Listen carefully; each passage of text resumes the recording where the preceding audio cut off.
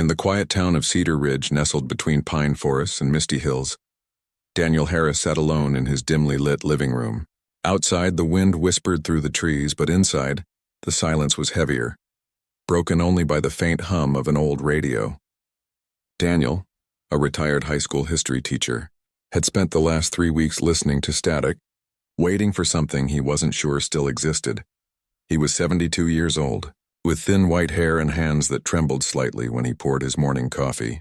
His house was small but tidy, filled with books, framed photos, and the lingering scent of lavender, Maria's favorite. She had been gone for nearly a year now, taken by a quiet illness that moved faster than anyone expected. Since then, Daniel had kept to himself, speaking only to the mail carrier or the occasional neighbor who stopped by with soup or bread. But every night at exactly 9 o'clock, he turned on the shortwave radio that sat on his wooden desk. It was an old model, the kind with dials and knobs bought decades ago at a flea market. Maria had loved it. She used to say it connected them to the world beyond their little town. Now it was Daniel's only link to anything that felt real. Earth had changed, not with explosions or wars, but with silence. The great networks had gone dark one by one. First the internet, then the satellites, then the emergency broadcasts. Governments had collapsed not with violence, but with exhaustion. Resources ran low. People drifted away, seeking shelter in larger cities or underground bunkers. Cedar Ridge, once home to 300 souls, now held fewer than 20.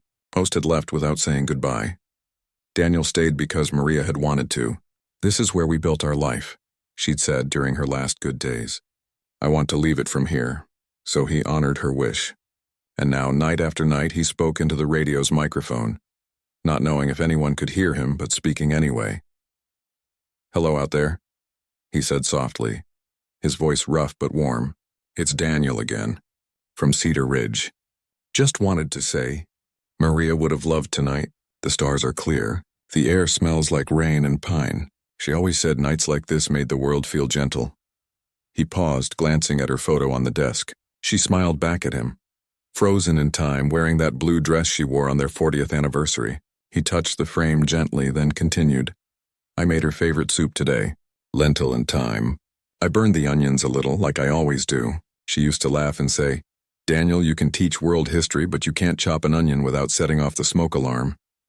He chuckled, then fell quiet for a moment. I miss her laugh.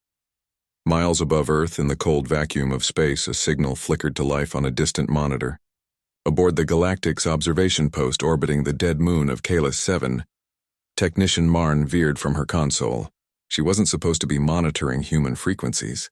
The species had been marked inactive by Central Command. But something in the tone of the voice caught her attention. It wasn't panicked. It wasn't begging. It was calm, almost peaceful. She tapped her comm. "Commander Elira, you might want to hear this." Elira Vox, a sharp-eyed strategist with silver markings along her temples, entered the chamber.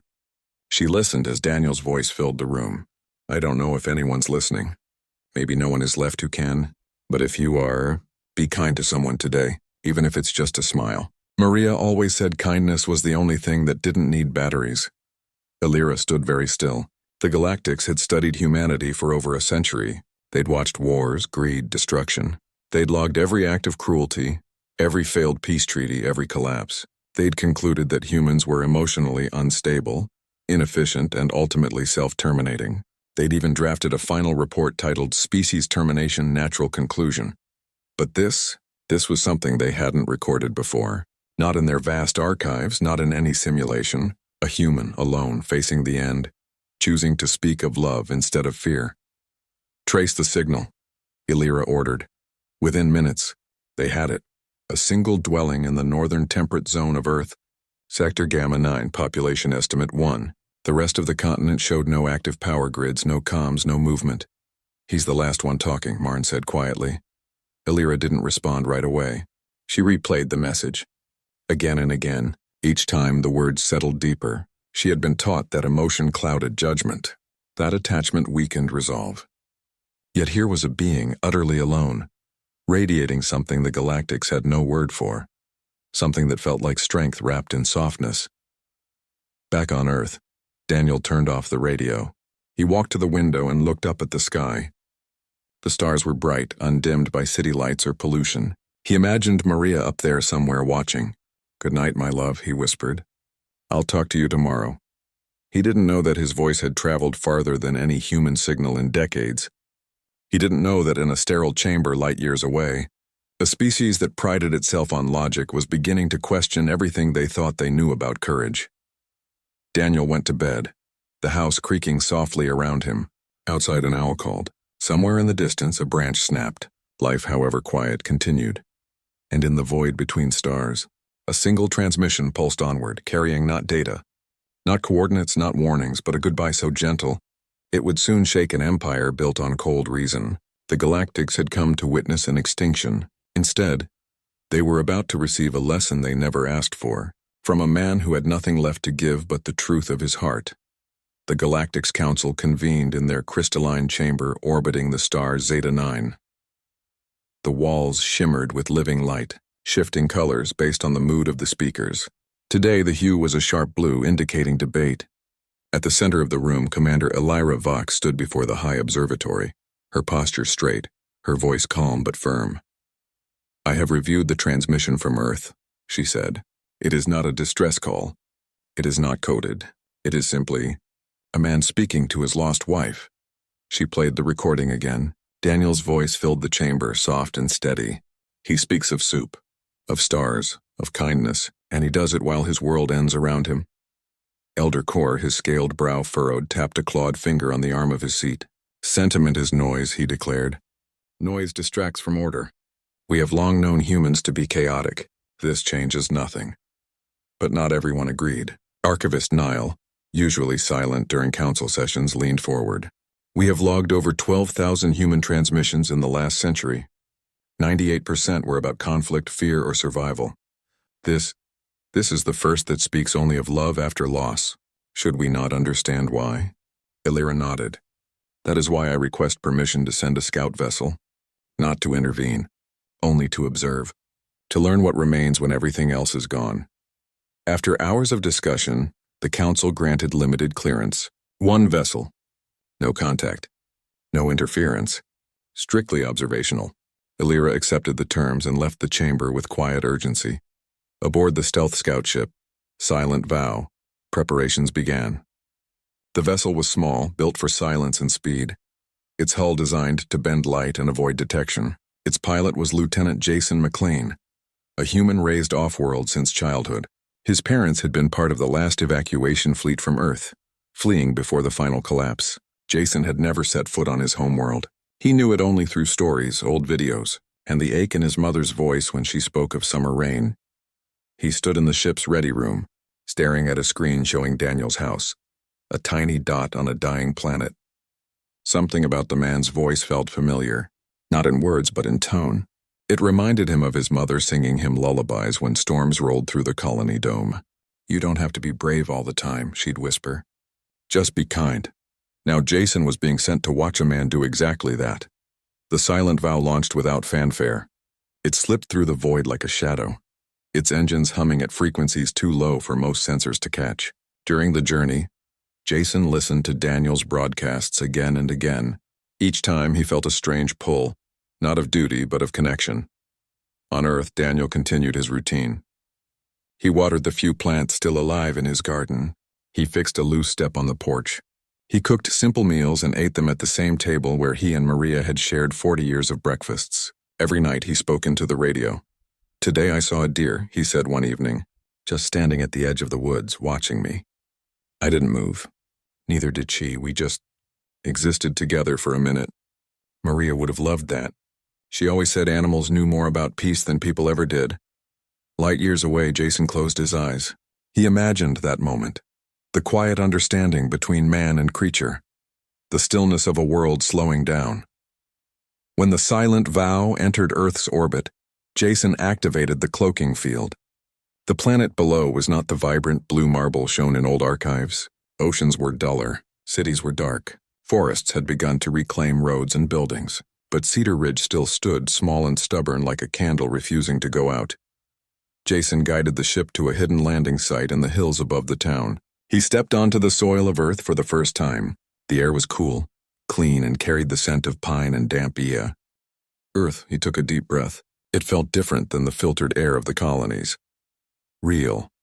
Using a cloaked hoversuit, he moved silently toward Daniel's house. He didn't plan to speak, only to watch, to understand what made this man so different from the humans the Galactics had studied. He found Daniel sitting on the porch, wrapped in a worn flannel blanket. The old man stared at the sky, a mug of tea steaming in his hands. Jason hid behind a cluster of trees watching. After a while, Daniel spoke, not into the radio, but to the night itself. "I think about what you'd say if you were here," he murmured. "You'd tell me to stop worrying, to enjoy the quiet. You always saw beauty in the small things. A bird's song, a warm cup, a shared silence." Jason's throat tightened. He had expected despair, anger, regret. But Daniel radiated something else. Acceptance, yes, but also gratitude, as if every breath was a gift, not a burden. Later that night, back in his ship, Jason recorded a personal log. "I don't know what we thought humans were," he said quietly. "But this man, he isn't broken by loss. He's shaped by love. And maybe that's the difference." His comms unit buzzed. It was Elira. "Status report," she said. "Observation ongoing," Jason replied. "But I think we got it wrong." All of it. Before she could respond, another message came through, urgent, encrypted. It was from the Central Command. "Council has reclassified human emotional broadcasts as destabilizing anomalies. All records to be purged. Initiate Protocol Omega-7 upon confirmation." Jason's blood ran cold. Protocol Omega-7 meant total erasure. Every trace of human culture, language, and history would be deleted from Galactic's databases. Not archived. Not studied. Erased. He looked toward Daniel's house, its porch light still glowing like a beacon in the dark. "Understood," he said into the comm, but his voice was hollow. He didn't move. He just watched the light. Somewhere inside that house, an old man whispered goodnight to a ghost, and somewhere in the stars, a species that valued logic above all else was about to delete the one thing they couldn't understand, but desperately needed to keep. Jason stood in the trees just beyond Daniel's yard, the wind rustling the leaves around him. His mission was clear: observe, record, leave. No contact, no interference. But the order from Central Command echoed in his mind like a warning bell. Erase all human records. Delete everything. Including this quiet man's voice, his stories, his love for a woman named Maria. It felt wrong. Deeply wrong. He thought of his mother again. She had kept a small box of earth soil in their off-world home. "Just in case I forget what home smells like," she'd said. She never opened it. She just kept it on the shelf next to her old photo albums. Jason had never understood why until now. Some things weren't meant to be used. They were meant to be remembered. He took a slow breath and stepped out from the trees. He walked toward the house, his boots crunching softly on the gravel path. The porch light flickered as he approached. Daniel looked up from his chair, not startled, just curious. "Evening," Daniel said, his voice calm. "Evening," Jason replied. He stopped at the bottom of the steps, hands in his pockets. "Sorry to show up like this. Didn't mean to intrude." Daniel studied him for a moment. He saw the strange cut of Jason's coat, the odd boots, the way he held himself, like someone used to watching more than speaking. But he didn't ask questions. Instead, he nodded toward the empty chair beside him. "You look like you could use a seat. And maybe some tea." Jason hesitated, then climbed the steps and sat down. The wood creaked under his weight. Daniel poured tea from a thermos into a chipped mug and handed it to him. The warmth spread through Jason's fingers. "You're not from around here," Daniel said gently. "No," Jason admitted. "Not really." They sat in silence for a while, watching the stars. Crickets sang in the grass. A breeze carried the scent of wildflowers from the edge of the garden. "You remind me of someone," Daniel said after a while. "My nephew, Ben. He left years ago before things got bad. Always had that same look in his eyes, like he was carrying something heavy but didn't want to talk about it." Jason looked down at his mug. "Maybe we all carry something," Daniel nodded. "True enough. But you don't have to carry it alone, even if it's just for a night." Those words hit Jason harder than he expected. He had spent his life among aliens who valued control, precision, silence. Emotions were managed, not shared. But here, in this quiet house on a dying world, an old man offered kindness like it cost nothing. "I heard you on the radio," Jason said finally. "Your messages." Daniel smiled faintly. "Figured no one was listening, just helps me feel like she's still here." She was important to you, the most, Daniel said simply. We weren't rich, didn't travel the stars or change the world, but we changed each other, and sometimes that's enough. Jason thought about that. The Galactics measured worth in achievements, in logic, in survival, but Daniel measured it in moments. Shared meals, quiet walks, holding hands during thunderstorms. People think kindness is weakness, Daniel went on, but it's not. It takes more courage to be kind when everything's falling apart than to be angry. Anger is easy. Kindness? That's a choice. Jason's comms unit buzzed softly in his pocket. He ignored it. He knew what it was. The final order to return, to comply, to let the purge happen. But for the first time, he didn't care about orders. Tell me about her, he said. And Daniel did. He spoke of Maria's laugh, how it sounded like wind chimes on a summer day. He told stories of her stubbornness, how she'd argue with store clerks over expired coupons, how she once drove 3 hours to return a lost wallet to a stranger. He talked about the way she'd hum while cooking, how she'd leave notes in his lunchbox even when he was 70. She believed people were good, Daniel said, even when they weren't. She said everyone's fighting a battle we can't see. So be gentle. Jason listened, his eyes stinging. He thought of the Galactic's archives, cold, sterile, filled with data but no heart. What would they lose if they erased this? Not just words, but proof that love could outlast everything. You should go, Daniel said gently, noticing Jason's distant look. You've got somewhere to be, don't you? Jason shook his head. Nowhere that matters more than this. Daniel patted his knee. Well then, stay a while. The night's still young. They talked until the stars shifted in the sky. Jason didn't tell Daniel who he really was or where he came from. He didn't need to. In that moment, they were just two people sharing a quiet truth, that even at the end, connection mattered. When Jason finally stood to leave, Daniel handed him a small jar. Inside were dried wildflower seeds. Maria planted these every spring, he said. Said they made people smile without asking for anything in return. Take them. Maybe they'll grow somewhere new. Jason took the jar, his fingers brushing Daniel's wrinkled hand. Thank you. No, Daniel said. Thank you for listening. As Jason walked back to the trees, he knew what he had to do. He couldn't stop the purge alone, but he could make sure Daniel's voice wasn't lost. He activated his ship's backup transmitter and began uploading everything.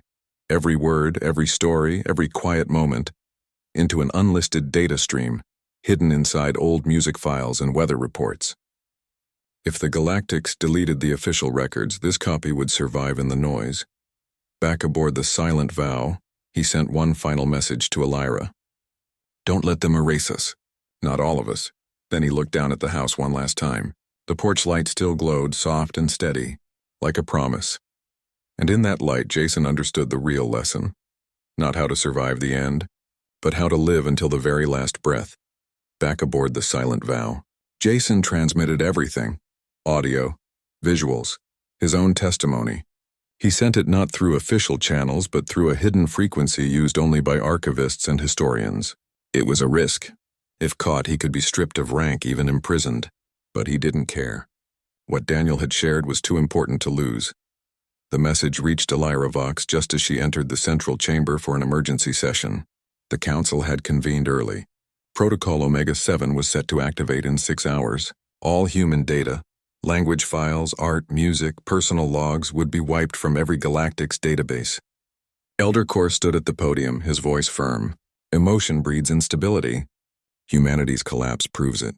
We preserve nothing that weakens logic. Elira said nothing. She waited until the session adjourned, then played Jason's transmission in private.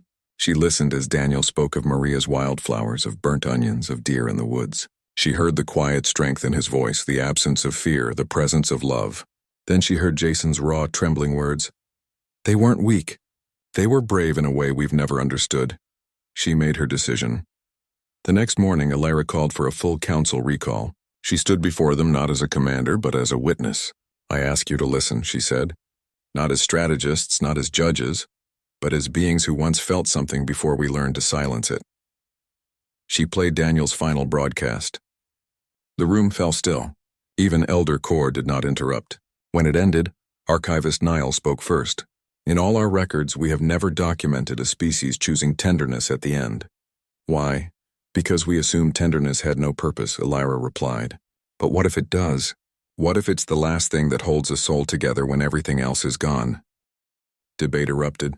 Some called it sentimental nonsense. Others admitted they had never considered that love could be a form of resistance. One young council member, barely past training, whispered, "My mother used to sing to me when I was scared. I forgot how that felt until now." Elira pressed her advantage. "We study civilizations to learn from them. If we erase this, we erase the very lesson we were meant to receive." Elder Kor remained silent for a long time. Then he stood. All eyes turned to him. He was the oldest among them, a veteran of 3 galactic purges, a believer in order above all. He looked at the recording one last time. Daniel's wrinkled hands, his soft eyes, the way he smiled when saying Maria's name. "I do not understand this emotion," Kor said slowly, "but I will no longer dismiss what I cannot measure." His words stunned the chamber. With his support, the motion passed. Protocol Omega-7 was suspended. All human cultural records would be preserved, not as relics of failure, but as evidence of something rare and valuable. Meanwhile, on Earth, Daniel did not know any of this. He woke to soft rain tapping on the roof. He made coffee, fed the birds on the porch, and watered Maria's flower patch, though only a few stubborn blooms remained. That evening, he sat at his desk, the radio on. "Hello again," he said. "It rained today, the kind that makes everything smell clean. I thought of you the whole time. You always loved rain." His voice was weaker than before, but steady. He spoke of nothing grand, just small joys, small memories. He told a story about the time Maria tried to bake a cake for his birthday and forgot the sugar. "We ate it anyway," he chuckled. "Said it tasted like love with extra flour." He paused, breathing slowly. "I'm tired now, my love. But I'm okay, because you taught me how." He turned off the radio, placed Maria's photo in his lap, and closed his eyes. Outside, the rain softened. Inside, his breath grew quiet, then still. He passed peacefully in his sleep, a gentle end to a gentle life. His last words, captured by Jason's hidden mic, were whispered like a secret to the stars. "Goodbye, my love. Thank you for teaching me how to say it softly." Jason, orbiting high above, felt the silence before the sensors confirmed it. The house's power signature faded. The porch light went out. He didn't move for a long time. Then he activated the ship's comm. "He's gone," he said, his voice thick. Elira's reply came quickly. "We heard his last words. The Council has voted. Humanity will not be forgotten." Jason looked down at the dark house. He never knew. "Maybe that's why it mattered," Elira said softly. In the days that followed, the Galactics began the work of preservation, not just saving files but studying them. Schools introduced new lessons, on human poetry, on lullabies, on the meaning of a shared meal. Historians rewrote their conclusions. Philosophers debated what it meant to be strong, and in quiet corners of the Empire, beings who had been taught to suppress feeling began to speak their truths aloud. Back on Zeta 9, Elira stood before a newly created exhibit in the Central Archive. At its heart was a simple audio player. Beside it, a plaque read, "The softest goodbye and the loudest lesson." She pressed play.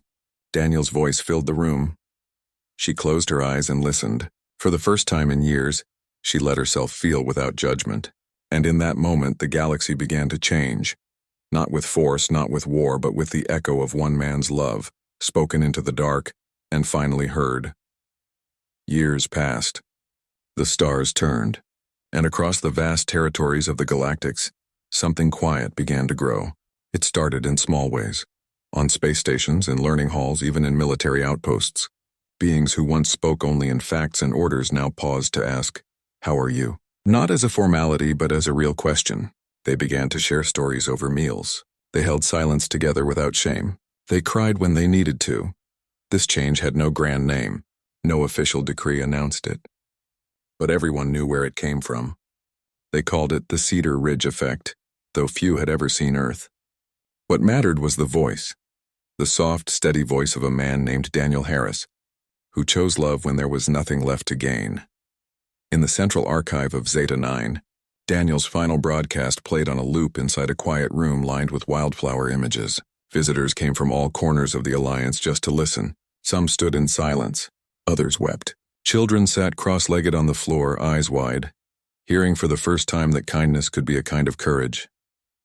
Jason McLean, now an ambassador for cultural memory, walked through the archive often.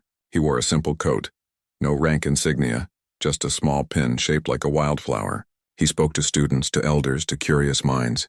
He never claimed to be a hero. He only said he was lucky enough to witness something true. One spring morning, he stood beside Commander Elira Vox at the unveiling of a new memorial. It was not made of metal or crystal, but of living stone and real soil shipped from Earth's last preserved samples. Carved into its surface were two names, Daniel and Maria Harris. Around the base, wildflowers bloomed, planted from the very seeds Daniel had given Jason that night on the porch. "They never knew they saved us," Elira said, her voice low. Jason looked at the flowers swaying in the gentle breeze of the archive garden. "Maybe that's the point. Kindness doesn't need an audience. It just needs to exist." Elira nodded. She remembered the council chamber, the cold blue light the moment she first heard Daniel speak. She had thought she was studying a dying species. Instead, she had been given a mirror. And in it, she saw what her own people had lost, the ability to say goodbye with love instead of fear. Now, every year on the anniversary of Daniel's last broadcast, the Galactics observed a quiet day.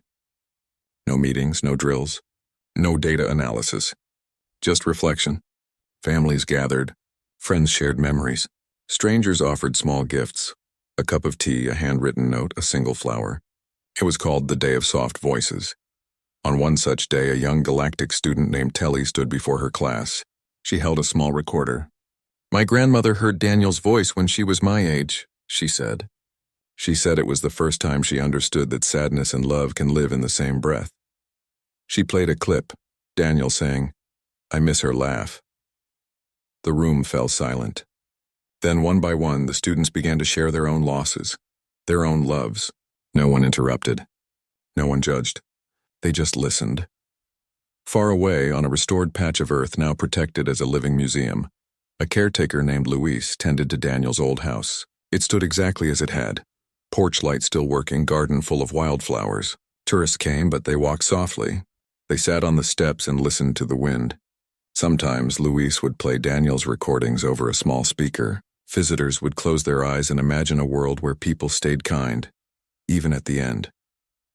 Back on Zeta 9, Jason and Elira walked through the memorial garden after the ceremony. The sun was setting, casting long shadows over the stone. A breeze carried the scent of blooming flowers. "Do you think he'd be proud?" Jason asked. "I think he wouldn't care about pride," Elira replied. "He'd just be glad we're trying." They sat on a bench beneath a tree grown from an earth sapling. For a while they said nothing. They just watched the light fade, comfortable in the quiet. In that moment, the galaxy was not ruled by logic alone. It was held together by something softer, something stronger, by the memory of a man who spoke to his wife in the dark, not because he hoped to be heard, but because love deserved to be spoken, even if no one answered. And so the lesson lived on, not in laws or codes, but in everyday choices, a shared smile, a patient ear, a hand held in silence. The Galactic had come to witness an extinction. Instead, they inherited a legacy, and though Earth was quiet now, its final voice echoed louder than any war cry, any command, any empire ever built, because the softest goodbye had taught them the loudest truth, that to love, even when all is lost, is the bravest thing a being can do.